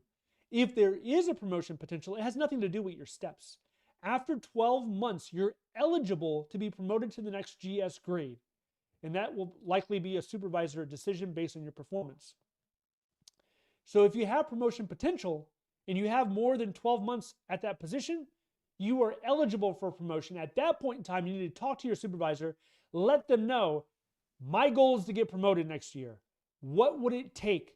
What does acceptable performance look like to you? What would it take to get me promoted? Give me your expectations, essentially. You're open up communication, you're trying to be transparent, and you're looking for expectations so you can meet them, so you can guarantee your promotion for the next year. So that's what I would do. If your position is stuck at GS5, look for GS6s to apply to. And then we could talk more about that, but I think I said enough. Thank you, Paige. All right. What else do we have? Maggie. Yep, I'm trying. Oh, you're talking to Auntie, which is cool. Andy, I'm a probationary period IRS. Do you think I will get riffed? IRS right now, their focus is on their operation. They're forcing people to do mandatory overtime. They're already going to lose a ton of people right now. Right now, nobody's getting riffed. IRS, behind the curtain, low key, I think they want to keep everyone because they know they can't even hire for the rest of the calendar year. They're not going to try, unless they're really forced to. I don't think that they're going to try to riff you. There's some caveats to that, but overall, I think most people for the next couple of months should be in decent shape. In the IRS, they've lost a lot of people. They're going to continue to lose people from attrition. I don't know how big their appetite is to go ahead and just start cutting people simply because they're on probation. If you're doing the right thing, if you're doing what you're supposed to be doing, I think you'll be okay. Archer, there are 2 job fairs coming up in the next few months for USCIS. Be on the lookout. Yeah, they've done some job fairs. Last week, the Bureau of Prisons, they're doing a crazy amount of job fairs. Did you see? If you got my newsletter, I'm going to show you because I know not everybody's getting my newsletter. If you're not, sign up to the free newsletter down below. But I'm going to show you real quick. They had a crazy amount of... I was surprised because I was looking for job fairs mainly virtually, but virtual is not happening as much anymore. So this is the job fair for last week. I pushed this out on Thursday. Jackson, Mississippi. This is in person. If you show up and you have a relatively clean background, they'll probably, this is a recruiting event. This isn't just a career fair. This isn't an informational session. This is a recruiting event. They want warm bodies in seats. So Jackson, Mississippi, they had one. Then they had one in Wisconsin, Oxford. They had one. This is prisons. They had one in Florida, Coleman, Florida. And then I want to say there was another one. There was another one too. It's not on here, but there was one more. So yeah, Bureau of Prisons is pulling out all the stops because they're trying to get people. They don't have enough people. And the crazy thing about that one, I tell you, is they got rid of a lot of their bonuses. They got rid of a lot of their extra pay that would incentivize someone to come in. So they cut all that extra money, and now they're on this huge campaign to hire as many people as they can throughout the country. It's kind of ironic, really. Like if you're having retention problems, why would you get rid of the retention bonus? Like make that make sense. That doesn't make any sense. Crazy time. It's a crazy time.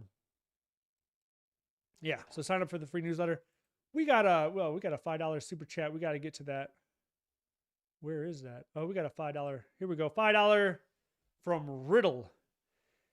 Jason Riddle. I am a 0201, so you're human resources with CDC. We were riffed April 1st. with a current termination date of June 2nd. I know that's a pause, but what does that mean for us? Because that's a pause, the CDC has an option to reverse it. The judge's intent is to reverse it.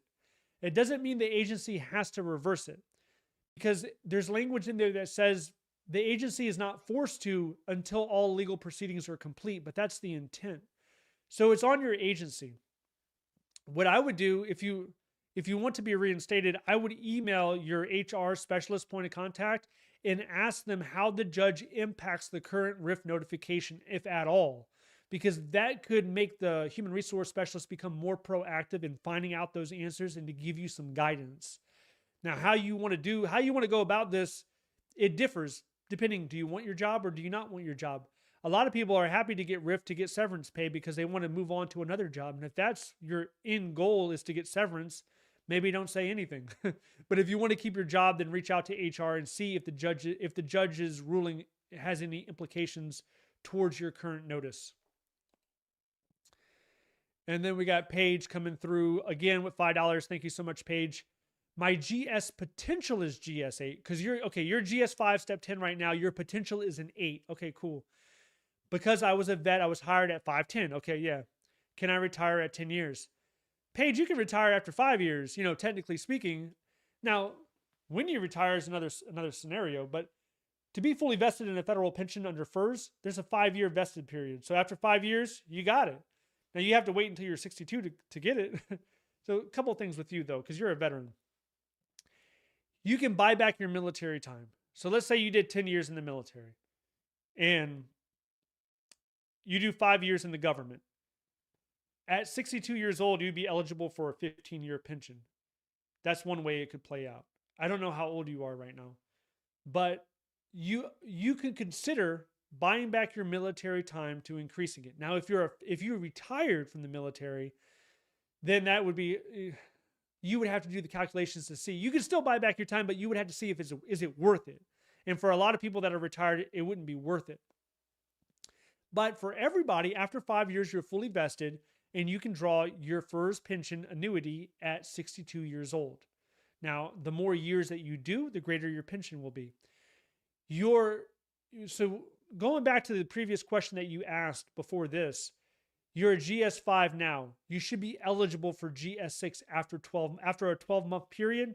You'll be eligible for GS6. Talk to your supervisor to make sure you're on track to receive that. And then after that, so you're all the way up to 8. So then you'll be 7, 8. I'm curious, how long were you in the military? Because GS5 to me is like a very low entry level job. And if you have significant military experience, I really feel that you should be coming in at a higher level. And also understand that there's a scenario that exists where, let's say there's a GS11 position that you feel you're a good fit for. You can apply using your military experience. Don't use your GS5 experience. You can use your military experience, compete, open to the public, compete for a GS11, and you can skip all of it. You can go from GS5 to GS11. Doing it the way I just said. Open to the public. Don't attach your SF50. Don't include your government experience. Lean on your military experience, and you can jump all of those GS grades. So that's something to consider. That's something that people have done, and that's something I would consider, especially if you have significant military time. Now, if you did 3 years and got out, maybe that's another story. I don't know. Thank you for that. What? Okay. Let's keep it going. Thank you. We got Ren Army Vet Armand. If you have 30 plus years, took VERA under minimum retire, can you apply for supplement? So here's the deal. If you take VERA before January 1st, 2028, then yeah, you'll get the supplement.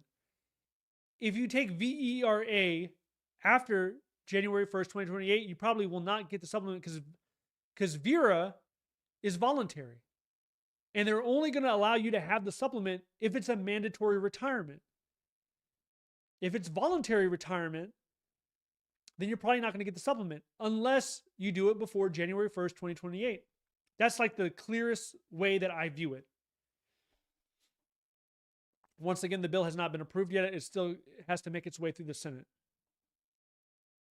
Oh, okay. Archer says that there's a hiring event coming up for USCIS coming up soon. It's not virtual, it's in person. They're hiring on the spot. Every job fair done by USCIS, people get hired on the spot.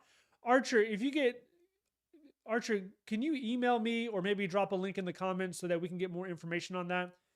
Because what I'll try to do is I'll try to dig it up. I'll try to dig that information up. If you can't provide it right now, or maybe there isn't information right now, I'll try to get that and I'll put it in the newsletter so that people can be aware of it. Because I know some people that are willing to drive in order to get hired on the spot. They're willing to drive to do that. They'll even get a hotel. Like if they're out of state, they'll even they'll go through efforts in order to lock that down, and that means a lot to a lot of people. So I appreciate it if you could do that. All right, let's see what else we got here. We have Auntie Kim. When I accepted the deferred resignation program, I took that as my retirement. I'm planning accordingly, looking forward to my next chapter. 34 years was a good run. That does sound like a good run. All right. We got $2 from Ren Army Vet. Thank you for that.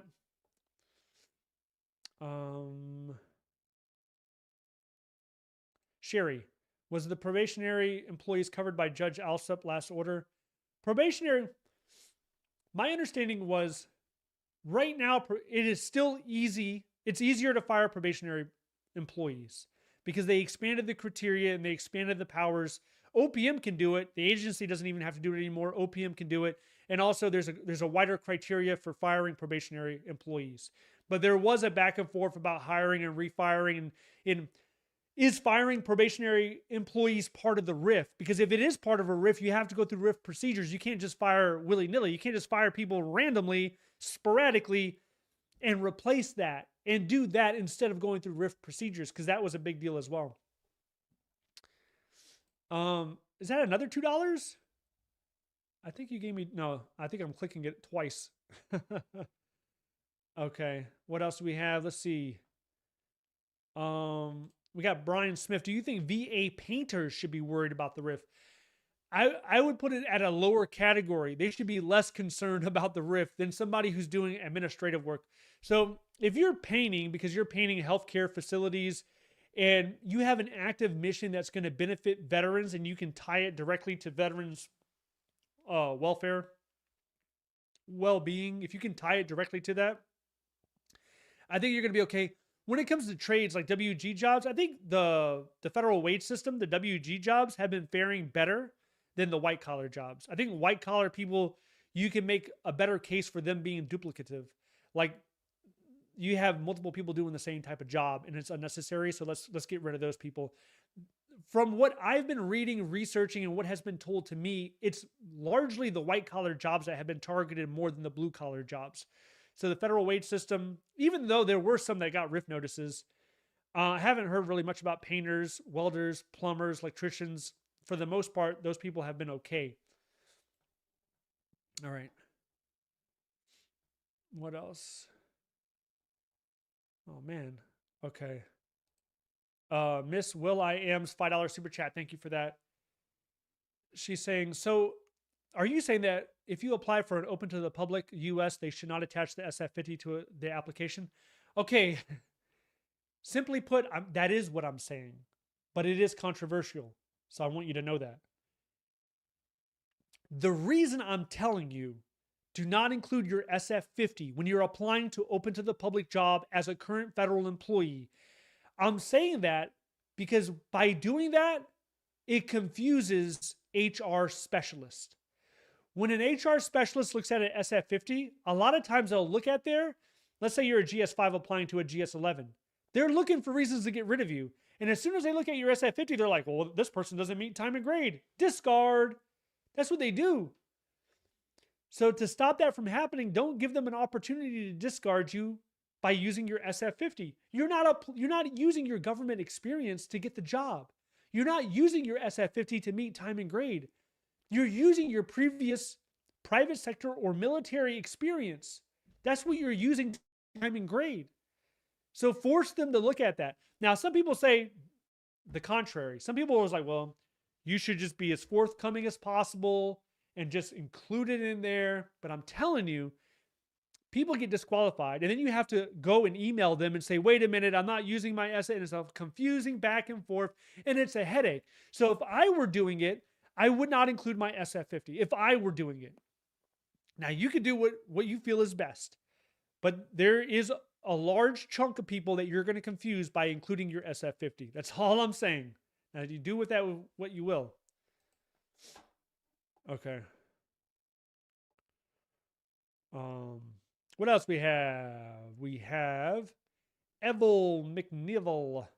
If you're RIFT, does your unused sick leave count towards your years of service for pension calculation? So if you're RIFT and then you're retiring from that, what generally happens with your unleaved sick leave is nothing happens, it's saved. It's just saved there. If you are retiring, then you can use it to count towards your pension calculation. Now, the way the pension calculation is calculated is by month. Most people just look at it by year, but it's actually by month. So if you have 10 years and 3 months, then it would be 10 years and 3 months would be part of the calculation. Your unused sick leave can be used in conjunction with that time to expand that time so that your calculation has a higher annuity payment amount. So you can use it for retirement.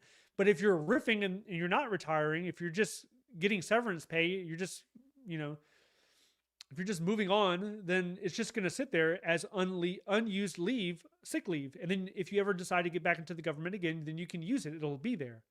Now, for your regular annual leave, that gets paid out to you. So that's how that works. Tina became a YouTube member. Thank you, Tina, for becoming a member. Appreciate that. All right. Ren Army Vet. Awesome. Everyone should buy their time if they plan to stay in the government. I think so. And if you're worried about getting riffed, like if you don't want to buy back your military time because you think the axe is falling and it's not worth it, you can get reimbursed that time. And this is something that we don't talk about very much, but if you wanted to, this is possible. You can actually refund your FERS.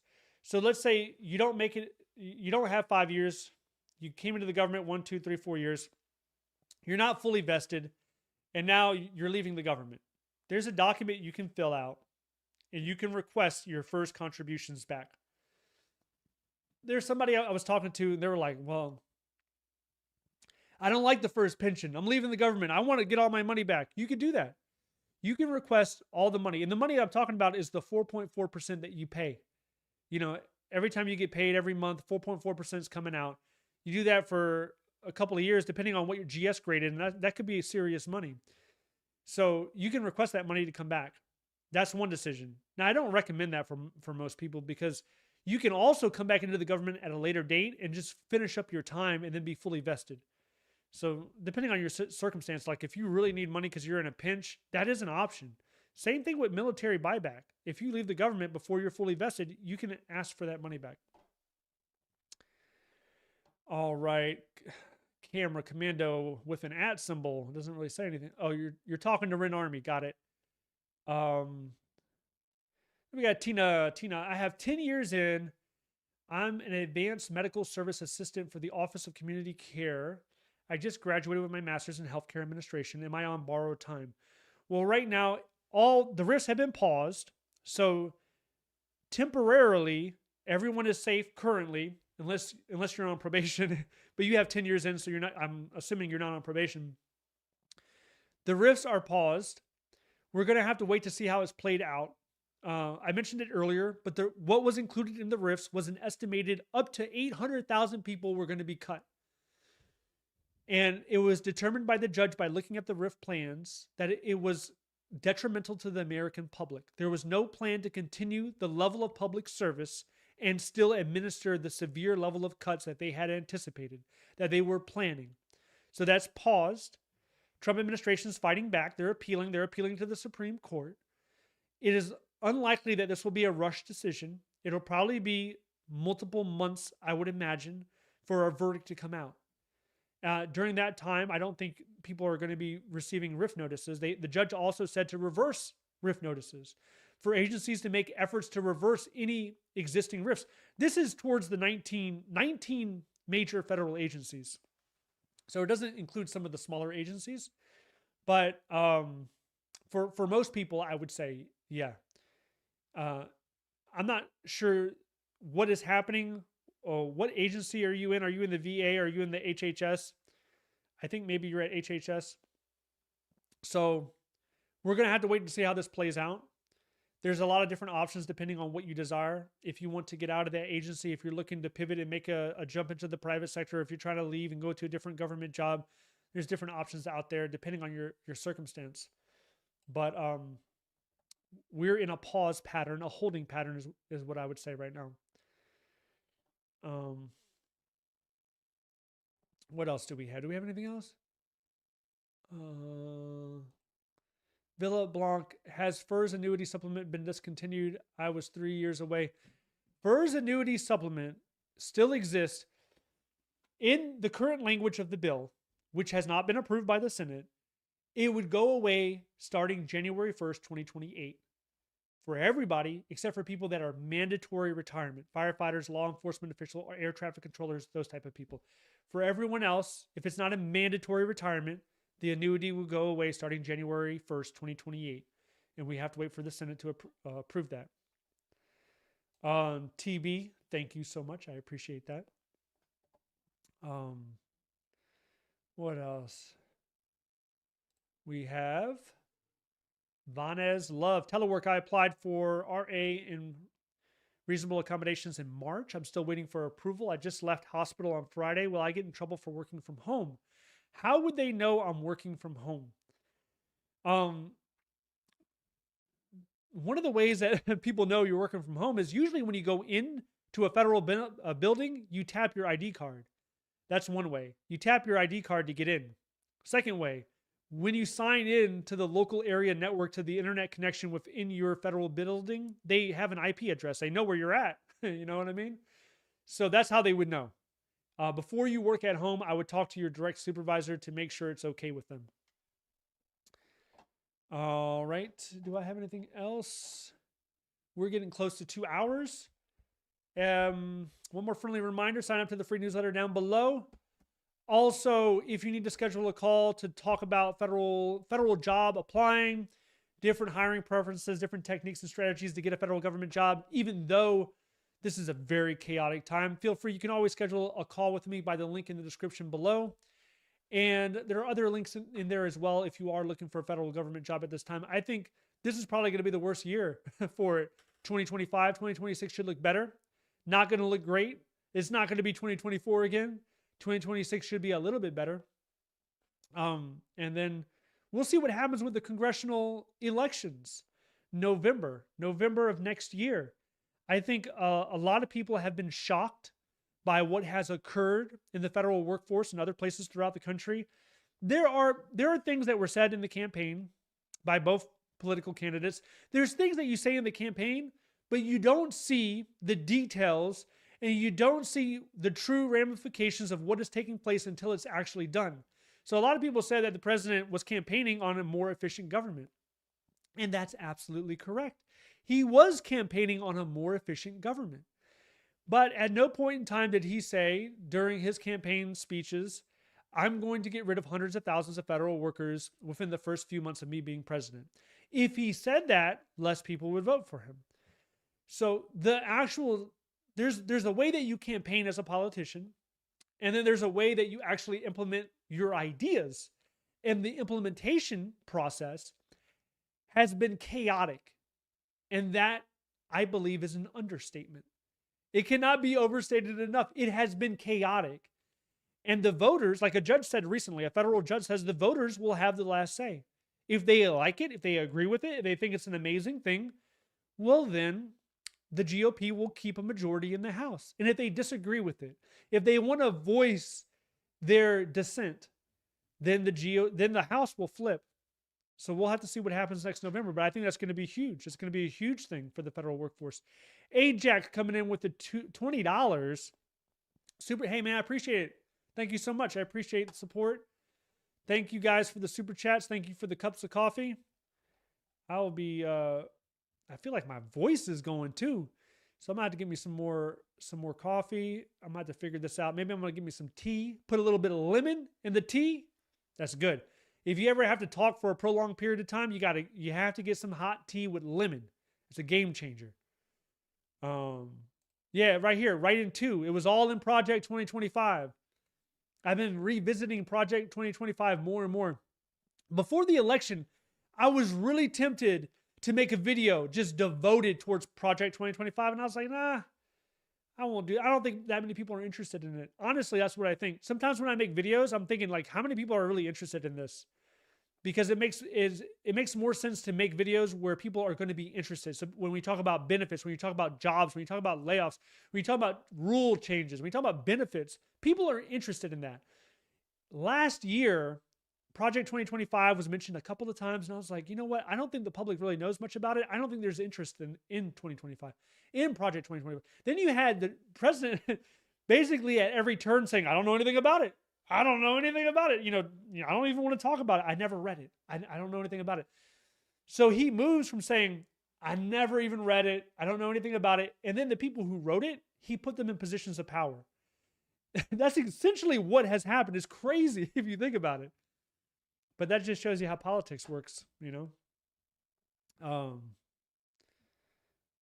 Okay, yeah. Tina, $5. Appreciate it. I work for the Department of Veteran Affairs, Health Administration. Yeah, if you look at your position right now and you can make a case on how you're connected to veterans' well-being or veterans' health care, and what you do directly impacts the veteran. Your job has an impact towards the veteran. Those people are going to be more safe. If you're doing another job that doesn't really impact veterans and you're still in the VA, and those people exist. I used to work for the VA. Those people are there. Those people that do not have a direct impact towards the veterans, then they're more subject to being at risk. But we're at a pause right now. All right. Yeah, hey, appreciate it. Appreciate everybody. Hey, have a great Sunday. Tomorrow's a holiday. Most people should be able to enjoy that holiday. We got Memorial Day coming up. The news cycle will probably be slow, but who knows, man? Sometimes they keep going. They go Sunday night, they go Monday. So we'll keep an eye on the news. Try to enjoy tomorrow. Do something nice tomorrow. Enjoy your time. Try to disconnect from the news. I know a lot of my content is news driven, but really you need to unplug sometimes. So maybe skip the next couple of videos. I don't know. Whatever you got to do for your mental well-being, that's what you have to do. You have to take care of your own interests first and foremost. And I hope everybody gets through it. You don't stress out too much. You have a good day tomorrow, Have a good day tomorrow. Someone says I don't see the link to schedule a meeting with you. I think it's called coaching calls. It's something. If it's not there, I'll put it there as soon as I hit the button here. There's a button that says end. I have a big red button that says end. So as soon as I click that, I'll double check the link. But there's like a coaching call link, I think, down there, or should be down there. All right. Have a good Sunday. Have a good weekend. Thank you for spending some time with me. And hopefully everyone's doing good. I'll see you guys next month. Hey, next month I'm going to do it a little bit later. Because right now, for me, I started this at 10 a.m. Eastern. So next month, I'm going to switch it up. I'm going to do it at 2 p.m. Eastern. So it's going to be in the afternoon. If you want to join me next month, which will be the last Sunday in June is what I'm targeting. That'll be 2 p.m. Eastern. I'm going to make it a little bit later. Give me and you a little bit more time. Hey, I appreciate all the support. Thank you. And I'll see you guys next time.